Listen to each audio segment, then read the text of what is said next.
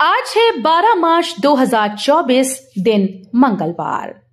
Welcome back to clean news MP. चलिए देखते हैं मध्य प्रदेश की 25 फटाफट बड़ी खबरों को। इससे पहले आप न्यूज को कहां से देख रहे हैं हमें कमेंट में बताना बिल्कुल ना भूलें। साथ ही हमारे फेसबुक पेज को भी फॉलो करें। फेसबुक पेज का लिंक डिस्क्रिप्शन में दिया गया है।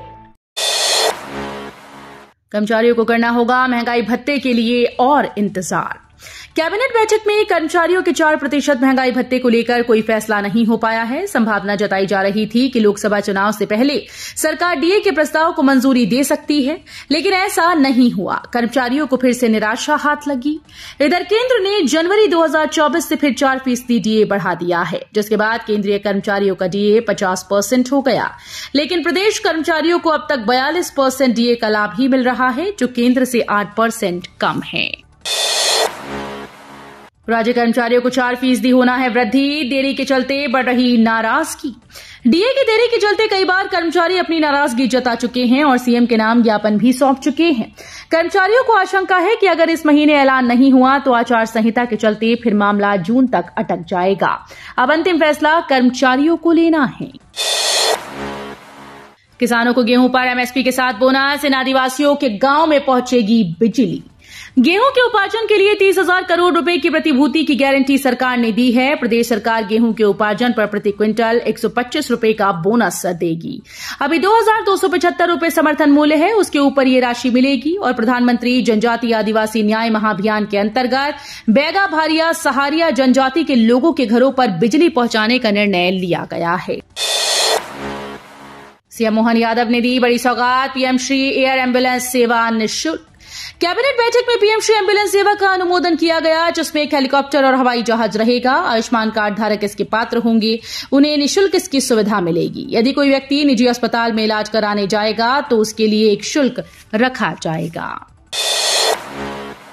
एमपी कैबिनेट में इन प्रस्तावों पर भी लगी मुहर। देश का पहला deep tech research discovery campus Ujjain में स्थापित किया जाएगा। इसके लिए 237 करोड़ रुपए की स्वीकृति प्रदान की गई। नए बन रहे मेडिकल कॉलेजेस, विशेषकर नीमच, मंदसौर, श्योपुर और सिंगरौली के मेडिकल कॉलेजेस में उपकरणों के लिए लगभग 1200 करोड़ रुपए की स्वीकृति प्रदान की गई। उज्जैन में नवीन शासकीय चिकित्सा महाविद्यालय के निर्माण के लिए 592 करोड़ रुपए की स्वीकृति प्रदान की गई। केंद्र द्वारा प्रवर्तित योजना के अंतर्गत मेडिकल कॉलेजेस के पास नर्सिंग कॉलेज खोले जाने की स्वीकृति प्रदान की गई।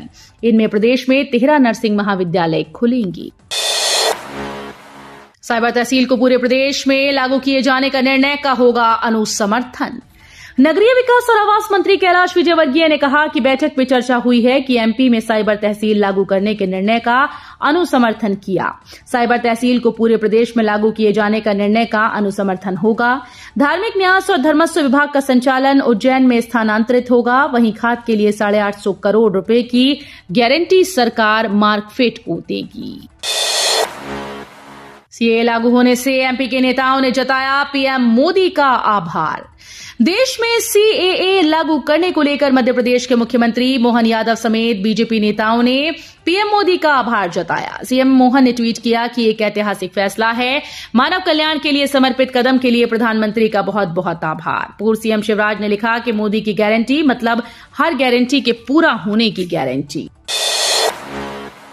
मुख्यमंत्री डॉक्टर मोहन यादव ने पुलिस आवास योजना के 144 आवास गृहों का किया लोकार्पण।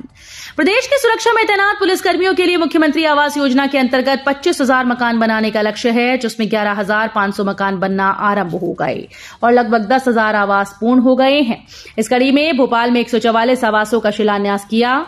मध्य प्रदेश पुलिस का प्रयास है कि जिले से लेकर अनुभाग और थाना स्तर पर भी ऐसे भवन जल्द बने, जिससे पुलिसकर्मियों और उनके परिवारों को बेहतर आवास की सुविधा उपलब्ध हो सके। सीएम मोहन ने केन बेतवा जल कलश यात्रा का किया शुभारंभ। सीएम मोहन यादव ने केन बेतवा जल कलश यात्रा का शुभारंभ किया। इस दौरान जल संसाधन मंत्री तुलसी सिलावट, डिप्टी सीएम देवड़ा, मंत्री प्रहलाद पटेल उपस्थित रहे।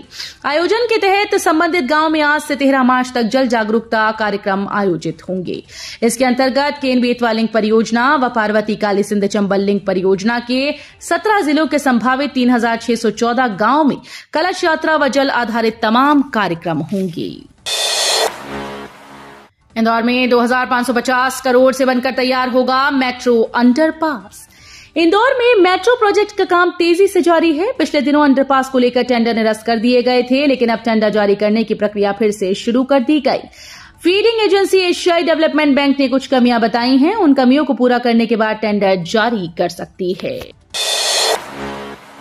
ज्ञानवापी की तरह ही धार भोजशाला का होगा एएसआई सर्वे, इंदौर हाईकोर्ट बेंच का आदेश। मध्य प्रदेश हाईकोर्ट की इंदौर खंडपीठ ने एक बड़ा फैसला किया है। इस फैसले में कोर्ट ने धार स्थित भोजशाला के एएसआई सर्वे को मंजूरी दी। यहां बता दें कि हिंदू फ्रंट फॉर जस्टिस द्वारा हाईकोर्ट में आवेदन दिया गया था, जिसमें याचिकाकर्ता एडवोकेट विष्णु शंकर जैन ने भोजशाला के वैज्ञानिक सर्वे की मांग की थी। कोर्ट ने आज इस आवेदन को स्वीकार कर लिया है। तबादलों पर कांग्रेस का तान, जीतू पटवारी बोले 100 दिन में तबादला फैक्ट्री 100 की स्पीड से दौड़ने लगी। कांग्रेस ने मध्य प्रदेश सरकार के तबादलों की स्पीड पर तंज कसा। कांग्रेस प्रदेश अध्यक्ष जीतू पटवारी ने सोशल मीडिया एक्स पर लिखा कि मध्य प्रदेश में भाजपा सरकार के 100 दिन होने वाले हैं। शुरुआत के 100 दिन में ही तबादला फैक्ट्री 100 की स्पीड से दौड़ने लगी है और कहीं हो न हो इस मामले में मध्य प्रदेश आत्मनिर्भर हो चुका है।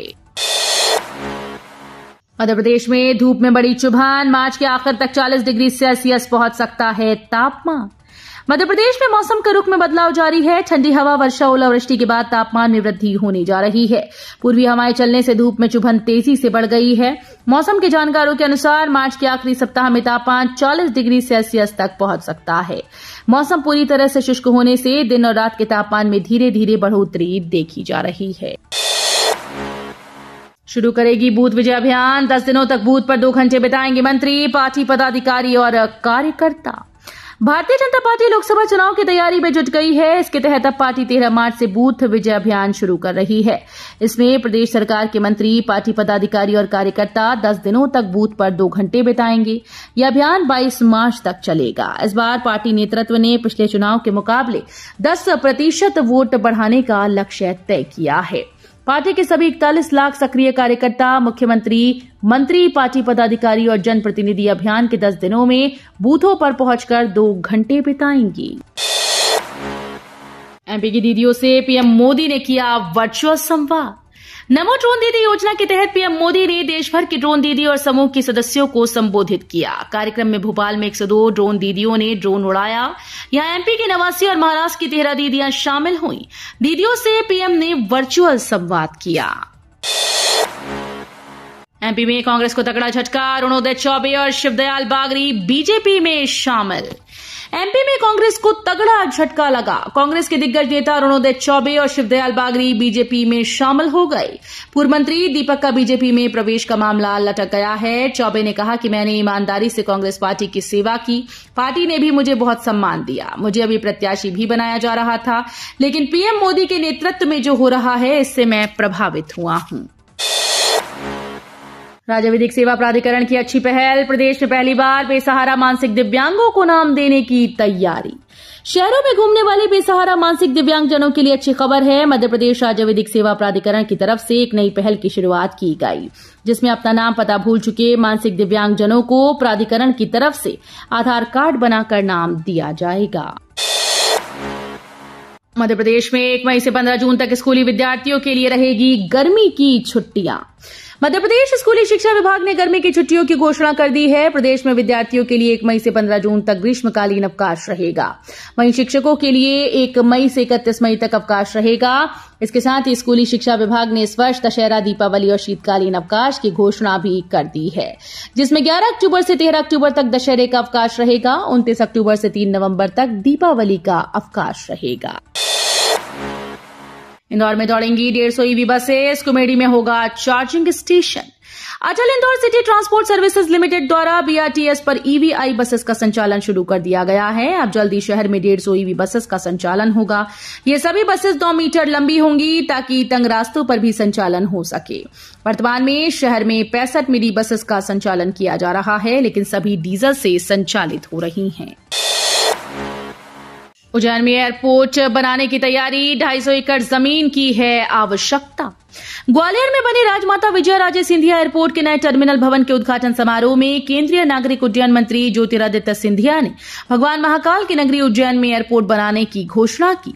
कहा कि मुख्यमंत्री के आदेश के अनुरूप उज्जैन में एयरपोर्ट बनाएंगे। रीवा, सतना, दतिया, गुना, शिवपुरी में भी एयरपोर्ट बन रहा है। सीएम डॉक्टर मोहन यादव की पहल पर नागरिकों को मिल रहा त्वरित समाधान। मुख्यमंत्री डॉक्टर मोहन यादव के नेतृत्व में मध्य प्रदेश सरकार अनुशासन और पारदर्शिता की दिशा में नए आयाम स्थापित कर रही है। मुख्यमंत्री डॉक्टर यादव की सजगता और संवेदनशीलता से प्रदेश के आम नागरिकों की राह आसान हुई। पारदर्शिता और बेहतर प्रबंधन से प्रदेश में राजस्व से जुड़े मामलों का त्वरित निराकरण किया जा रहा है। 15 जनवरी से 10 मार्च तक लगभग 2 माह से भी कम समय में राजस्व महाअभियान चलाकर 30 लाख से अधिक लंबित राजस्व प्रकरणों का निराकरण किया गया है। तेज रफ्तार डंपर ने बारातियों को कुचला, 8 की दर्दनाक मौत, कई लोग घायल। मध्य प्रदेश के रायसेन जिले में एक दर्दनाक हादसा हुआ। यहां एक तेज रफ्तार डंपर ने बारातियों के ऊपर चढ़ गया। इस हादसे में 8 बारातियों की घटनास्थल पर मौत हो गई, वहीं कई लोग घायल हुए। शव देखकर लोगों में चीख पुकार मच गई। हादसा नेशनल हाईवे 46 घाट खमरिया में हुआ। हादसे की जानकारी मिलते ही कलेक्टर और एसपी घटनास्थल के लिए रवाना हो गए। रोहित कर सकते हैं सीएसके की कप्तानी, रायुडू के बयान से सनसनी। पूर्व क्रिकेटर अंबाती रायुडू ने रोहित शर्मा को लेकर बड़ा बयान दिया है। उनका कहना है कि 2025 में रोहित सीएसके के लिए खेल सकते हैं। रायुडू ने कहा, मैं चाहता हूं कि रोहित सीएसके के लिए खेलें और एमएस धोनी के रिटायरमेंट के बाद वो सीएसके की कप्तानी करें। रोहित अभी भी 5-7 साल क्रिकेट खेल सकते हैं। गौरतलब है कि एमआई ने आईपीएल 2024 के लिए उन्हें कप्तानी से हटाकर हार्दिक पांड्या को कप्तान बनाया है। भारत का बड़ा कदम, 10 लाख लोगों को मिलेगी नौकरी। भारत और 4 यूरोपीय देशों के संगठन EFTA के बीच इन्वेस्टमेंट व गुड्स एंड सर्विसेज का व्यापार बढ़ाने के लिए फ्री ट्रेड एग्रीमेंट पर समझौता हुआ। FTA के तहत EFTA 15 साल में भारत में लगभग $100 अरब का इन्वेस्टमेंट करेगा। इससे करीब 10 लाख नई नौकरियां पैदा होंगी।